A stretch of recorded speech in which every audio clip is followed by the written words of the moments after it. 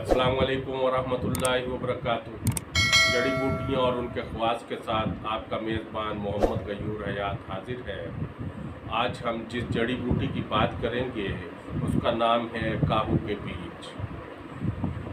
काहू के बीज को फ़ारसी में तुख्म काहू, अरबी में बज़रुल खस और इंग्लिश में आप सीड कहते हैं। काहू के बीज छोटे, चमकदार और लंबे होते हैं। इसका रंग सफ़ेद, जायका फीका होता है। इसका मजाज सर्द खुश्क दर्जा दोम है।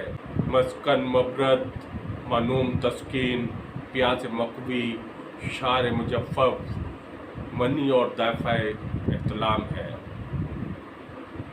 काहू के बीज को सर दर्द, बेखुराकी को दूर करके नींद लाने के लिए पेशानी और सर पर लगाते हैं और बालों को गिरने से रोकने के लिए सर पर लगाया जाता है। अंदरूनी तौर पर सफ़रा, दमा, बुखार, मालिकोलिया और जुनूनी कैफियत में इसका रस बहुत मुफीद है।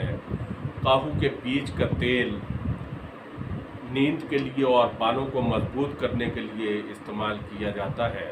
इसके साथ ही अपने मेज़बान को इजाज़त दीजिए।